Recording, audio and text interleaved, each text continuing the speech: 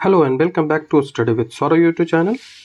कि इस वीडियो में हम झारखंड स्पेशल में जो तैयारी हमारी चल रही है हिंदी की, जो पेपर 2 में यदि आपने हिंदी का चुनाव किया है झारखंड सीजीएल में, तो उसकी जो हिंदी की क्लास है वही चल रही है, जिसमें हम भाषा की उत्पत्ति पे चर्चा कर रहे हैं। इससे पहले मैंने 2 वीडियोस और अपलोड कर दिए हैं। यदि उनको आपने नहीं देखा है तो पहले उन्हें देखें, क्योंकि फिर आपको ये जो चीज़ें हैं वो समझ में नहीं आएगी। हम भाषा के जो उत्पत्ति के कई सारे सिद्धांत हैं उनको देख रहे हैं। तो ये वीडियोज़ हैं जो मैंने पहले अपलोड किए हैं, ये देख सकते हैं। पार्ट 1 है और यहाँ पे पार्ट 2 है। इसको फाइंड करने का सबसे अच्छा तरीका है, आप हमारा जो प्लेलिस्ट है उसको चेक करेंगे। वहाँ पे एक प्लेलिस्ट बना हुआ है JSSC सीजीएल हिंदी पेपर 2। उस प्लेलिस्ट में आपको ये सारे वीडियोज़ मिल जाएंगे। उसके बाद जो सिलेबस है वो सबसे पहले मिलेगा, उसके बाद ये 2 वीडियो आपको मिलेंगे, तो वहाँ जाके आप इसे चेक कर लोगे। पहले हमने कई सारे सिद्धांतों को देखा है, जैसे कि द्रव्य सिद्धांत, संकेत सिद्धांत, धातु, अनुकरण, आवेश, श्रम। ठीक है, ये सारे देख लिए हैं। आज हमें ये 3 देखने हैं, तो आज ये तीनों को देखकर इंगित, संपर्क और समन्वय इसको देखकर और जो ये चैप्टर है इसको हम खत्म करेंगे। और जो इंगित सिद्धांत है इसको देख लेते हैं। ठीक है, तो जो इंगित सिद्धांत है उसे गेस्चरल थ्योरी भी कहते हैं। ठीक है, गेस्चर आप समझते होंगे, आपके फ़ोन में भी कई सारे गेस्चर्स मिलते हैं। तो ये जो सिद्धांत है, ये जो सबसे पहले ये सिद्धांत है, इसमें कौन कौन जो वैज्ञानिक है वो विश्वास करते हैं, तो वो doctor Roy, Richard and Johansson, ये 3 वैज्ञानिक हैं जिन्होंने मिलकर ये सिद्धांत को दिया था। ठीक है, इस सिद्धांत के अनुसार जो होता है वो मनुष्य जब कोई काम करता है, खास करके इसमें उदाहरण लिया गया था कि जैसे पानी पीता है, तो वो आवाज़ एक आती है, तो वही जो आवाज़ आती है उससे ही बोला जाता है, जो ध्वनि निकली उससे ही शब्द का निर्माण हुआ। जैसे पापा, जब आवाज़ आया पा पा, तो उससे पिपाशा शब्द का जो निर्माण हुआ। तो ऐसे ही इस सिद्धांत में माना गया है कि किसी तरह से जब ध्वनियों निकलती है मनुष्य से जब ध्वनियाँ निकलती हैं उच्चारण से, तो वहीं से उन्होंने जो शब्द है उसका निर्माण करने का प्रयास किया और धीरे धीरे उससे भाषा है उसका विकास हुआ। तो ये जो निष्कर्ष इससे क्या निकलता है? निष्कर्ष निकलता है कि सारे भाषा की उत्पत्ति की दृष्टि से ध्वनि बहुत अल्प है। जो हर जो सिद्धांत है उसमें हम यही कारण देख रहे हैं कि ये जो शब्द हैं वो काफ़ी कम होते हैं, जिसके कारण हम उससे एक भाषा की तो उत्पत्ति नहीं कर सकते हैं। हाँ, भले ही कुछ शब्दों की उत्पत्ति हो सकती है, लेकिन उससे भाषा की उत्पत्ति का जो समाधान है वो नहीं निकलता है। तो ये इसका निष्कर्ष हो गया। ठीक है, हमारा सिद्धांत है वो कॉन्टेक्ट थ्योरी है, जिसमें संपर्क सिद्धांत कहा जाता है। इस सिद्धांत में जो प्रतिपादक इसके हैं वो कौन है? तो जी रेवेज इसके प्रतिपादक है। इस सिद्धांत के अनुसार कहा जाता है कि जो आदिम मानव थे, जो प्राचीन काल के मानव थे, जब वो समूह के संपर्क में आए, जब वो एक दूसरे के समूह के संपर्क में आए, तो उनसे कुछ ध्वनियाँ निकली होगी, उनके मुंह से कुछ ध्वनियाँ निकली होगी, और कालांतर में जो ये जो ध्वनियाँ हैं इनसे शब्द बनाए गए, और फिर शब्दों से वाक्य बनाए गए, और वाक्य से फिर भाषा का जन्म हुआ। तो इस सिद्धांत के अनुसार ये माना जाता है कि जब कांटेक्ट में आए, जो आदि मानव थे वो एक दूसरे के जब कांटेक्ट में आए, तो उनसे एक ध्वनियाँ निकली, उनके मुख से एक ध्वनियाँ निकली, तो उन्हीं से जो शब्द बनाए गए, और उन शब्दों से फिर भाषा का धीरे धीरे निर्माण हुआ। इस जो सिद्धांत है इसमें विद्वान मानते हैं कि भाषा में जो क्रियापद है वो बने होंगे, और बाद में अन्य शब्द। क्रियापद कहने का मतलब, क्रिया क्या है? What is verb? तो वर्ब इज डूइंग वर्ड, मतलब क्रिया जो काम करने का जो तरीका होता है, वो वैसे जो काम करने वाले जो शब्द होते हैं उनसे जो भाषा है उसका निर्माण हुआ है। सबसे पहले जो काम करने वाले ही शब्द आए होंगे, और ये रेलिवेंट भी लगता है, सबसे पहले वर्ब भी आए होंगे, उसके बाद ही कोई अदर चीज आया होगा। ठीक है, ये इसमें सिद्धांत में माना जाता है। तो मनोविज्ञान के आधार पर इस सिद्धांत में तो कुछ तथ्य तो प्रतीत होते हैं, परंतु केवल इन्हीं से हम कह दें कि संपूर्ण भाषा की उत्पत्ति हुई है, ये इसका समाधान नहीं है।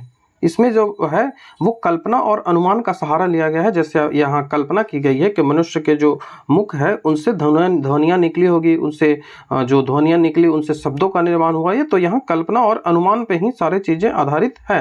अनुमान लगाया गया कि जो सबसे पहले जो क्रियापद आया होगा, उसके बाद अलग सी चीज़ें आई होगी, जो 525 में और चीज़ें बचती है, नॉन प्रोनाउन, ये सब अलग आगे आए होंगे। ठीक है, तो इसका भी निष्कर्ष निकलता है कि इससे जो भाषा है उसका समाधान हमको उत्पत्ति का नहीं आ पाया। जैसे कि मैंने पहले ही आपको बताया था कि ये अनुमान लगाना लगभग असंभव सा काम है कि भाषा की उत्पत्ति कब हुई थी, लेकिन फिर भी हम थोड़ा थोड़ा जो हमारे एग्जाम से रेलिवेंट चीज़ें हैं उनको हम यहाँ पे डिस्कस करते जा रहे हैं। ठीक है, तो नेक्स्ट सिद्धांत आता है वो समन्वय सिद्धांत आता है। जो सबसे जो लास्ट सिद्धांत है वो समन्वय है, जो कि सबसे रिलेवेंट भी लगता है। इसमें क्या किया गया, तो इसमें जो ऊपर के जितने भी सिद्धांत दिए गए उनको समन्वित करने का प्रयास किया गया, उनको एक साथ लाकर एक सिद्धांत देने का प्रयास किया गया। इस कारण से इसे समन्वित सिद्धांत बोलते हैं। उनको एक साथ किया गया, इसमें जो 3-4 जितने भी सिद्धांत थे उनको एक साथ लाकर और उनसे ही एक सिद्धांत अलग से देने का प्रयास किया गया। इसमें जो हेनरी स्विफ्ट है, ये नाम याद रखेंगे आप, हेनरी स्विफ्ट ने यह जो कार्य है वो पूरा स्टार्ट किया था। उन्होंने कोई नया सिद्धांत नहीं खोजा, जैसा कि मैंने पहले ही आपको बताया। उसने अनुकरण सिद्धांत हो गया, आवेग सिद्धांत हो गया, प्रतीक सिद्धांत हो गया, उपचार सिद्धांत हो गया, इन्हीं सब को मिलाकर एक अलग से सिद्धांत देने का प्रयास किया। जैसा कि जो अनुकरण सिद्धांत है, अनुकरण सिद्धांत के जो अंतर्गत ही आपको अनुनानन सिद्धांत भी आता है। जैसा कि आप देख रहे होंगे कि यहाँ पे आपको 4 ही सिद्धांत मिल रहे हैं, 1, 2, 3, 4। तो हमने तो 6 सिद्धांत पढ़े हैं।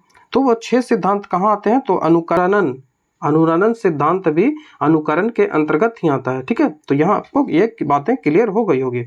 उसके बाद जो भाषा में आवेगात्मक शब्द होते हैं, जैसा कि मैंने आपको बताया कि क्रोध का भाव हो गया, आवेग जो आता है आप में, वो आवेगात्मक जो शब्द होते हैं, ये स्थिति भी आवश्यक रही होगी।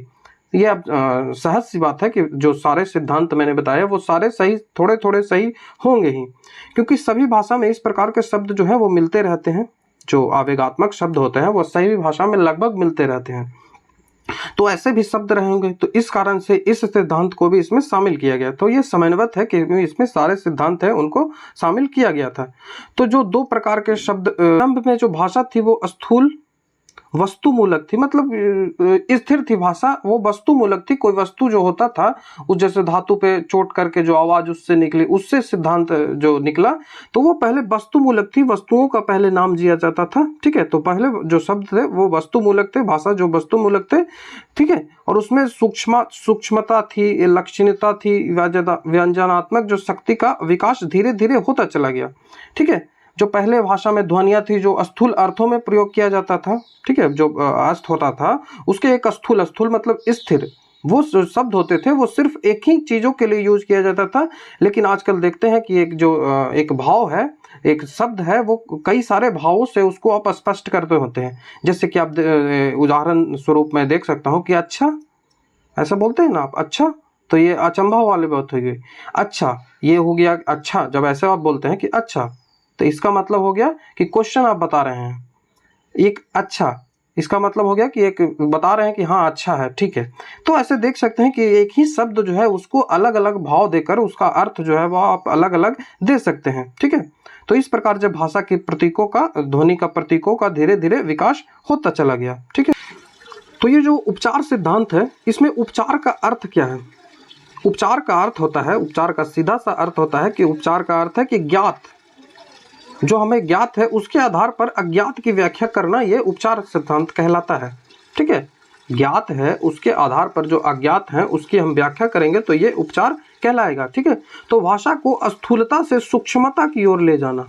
स्थूलता का, जैसा कि मैंने आपको अर्थ बताया, स्थूलता का अर्थ जब भाषा स्थिर हो, उसका एक ही शब्द हो, जो एक शब्द है उसका अर्थ नहीं बदलता हो, उसका अर्थ जो है वो एक ही है, उसको सूक्ष्मता की ओर ले जाना, उसको छोटे छोटे अर्थों में उसको बदलना, तो ये जो स्थूलता की ओर ले जाना, यही उपचार और सिद्धांत है। कि आप उदाहरण स्वरूप देख सकते हैं कि दक्षिण अफ्रीका का एक सासुतो एक भाषा है जिसमें मक्खियों की जो भिनभिनाहट थी उसके ध्वनि के आधार पर नत्सी शब्द एक उनका नाम दे दिया गया। ठीक है, नत्सी उनका नाम दे दिया गया। इसी तरह से ये जो नत्सी है, मधुमक्खी देखते हैं कि व्यक्ति के इर्द गिर्द भिनभिनाता रहता है, तो इससे ही चापलूस जो व्यक्ति है, जो चापलूस भी व्यक्ति यही काम करता है, इधर उधर जो चापलूस व्यक्ति है वो इधर उधर जो व्यक्ति है उसके इर्द गिर्द घूमते रहता है। तो चापलूस व्यक्ति के लिए भी ये जो शब्द है वो बाद में सासूतों ने नत्सी कहने लगा, जो चापलूस व्यक्ति थे उनको नत्सी बोला जाने लगा। तो इस तरह से आप देख सकते हैं कि भाषा जो है वो कैसे शब्दों के जो विकास है धीरे धीरे बदलता गया, उनके अर्थ में परिवर्तन चलता गया।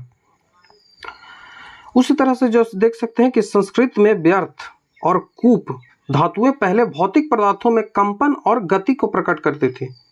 ये जो 2 शब्द हैं, व्यर्थ और कूप, ये जो ध्वनियाँ थी ये सिर्फ कंपन और गति को व्यक्त करती थी, जिसमें कंपन और गति को, जैसे आप देख सकते हैं कि व्यथमाना पृथ्वी, इसका अर्थ होता है कि कांपता हुआ पृथ्वी, और एक है कुपितः पर्वतः। संस्कृत के ये शब्द है कुपितः पर्वतः, इसका मतलब होता है कि चलता हुआ पहाड़।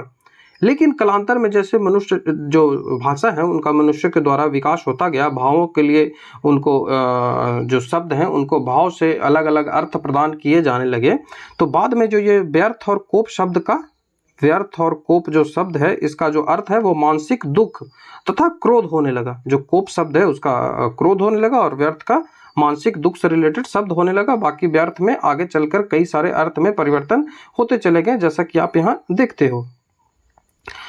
तो स्वीट का जो स्वीट जानते हैं, ये सिद्धांत के प्रतिपादक है समन्वय सिद्धांत के। तो स्वीट के समन्वय सिद्धांत से यद्यपि तो इससे भी पर्याप्त सत्य नहीं प्रतीत होता कि भाषा की उत्पत्ति कैसे हुई, लेकिन इससे कहीं जो पिछले सिद्धांत थे उनसे ये कहीं अधिक जो संतुष्ट करता है कि भाषा की उत्पत्ति कैसे हुई थी। ठीक है, तो जितने भी हमने सिद्धांत पढ़े उन सारे सिद्धांतों से भाषा की उत्पत्ति धीरे धीरे होती चली गई। ऐसा नहीं है कि कोई एक सिद्धांत से भाषा की उत्पत्ति हुई है। तो इस सिद्धांत का निष्कर्ष निकलता है कि भाषा की उत्पत्ति के संबंध में अनेक मत सिद्धांत रचे गए, परंतु सब में कुछ कल्पनाएं थी, सब में कुछ अनुमान थे, जिसके कारण जो भाषा विज्ञान का अध्ययन की दृष्टि में महत्वहीन सिद्ध हो चुका है। ठीक है, महत्वहीन है ये जो चीज़ें हैं, ये इनमें अब कोई डेवलपमेंट नहीं हो रहा है। इस कारण से ही कई जो इतिहासकार हैं, जो कई सारे जो कंट्री के द्वारा भाषा के संदर्भ में रिसर्च होते हैं, वो लगभग अब भाषा की उत्पत्ति के जो रिसर्च हैं उसमें ये जो चीज़ें हैं वो बंद कर दी गई। जैसे उदाहरण स्वरूप यहाँ दिया गया है कि फ्रांस की भाषा विज्ञान परिषद ने अपने कार्यक्रम को भाषा की उत्पत्ति के विचार पर सदैव के लिए प्रतिबंध लगा दिया है। इस पर अब कोई कार्य नहीं हो रहा है कि जो भाषा की उत्पत्ति है उसकी सटीक जानकारी कैसे ली जाए। जैसा कि आपने डेफिनेशन में ही देखा था, मैं आपको दिखा देता हूँ। भाषा की तो यहाँ परिभाषा है, कहाँ पे चला गया, तो यहाँ देखिए मैंने क्या लिखा था कि संबंध में कोई संकेत मिलना असंभव है। ये पढ़िए कि मानव इतिहास में यह काल इतना पहले आरंभ हुआ कि इसके विकास के संबंध में कोई संकेत जो मिला है वो असंभव सा कार्य है। तो आपने जो कई सारे सिद्धांत मैंने आपको दिखाए, ये जो सिद्धांतें मैंने आपको दिखाई, द्रव्य सिद्धांत, संकेत सिद्धांत, धातु, अनुरणन, अनुकरण, आवेश, श्रम, इंगित, संपर्क, समन्वय, सारे को एक साथ लाया गया इस सिद्धांत में, समन्वय सिद्धांत में। तो इन सब सिद्धांतों से हम धीरे धीरे बस देखने का प्रयास कर रहे थे कि जो सिद्धांतें हैं वो धीरे धीरे कैसे आई।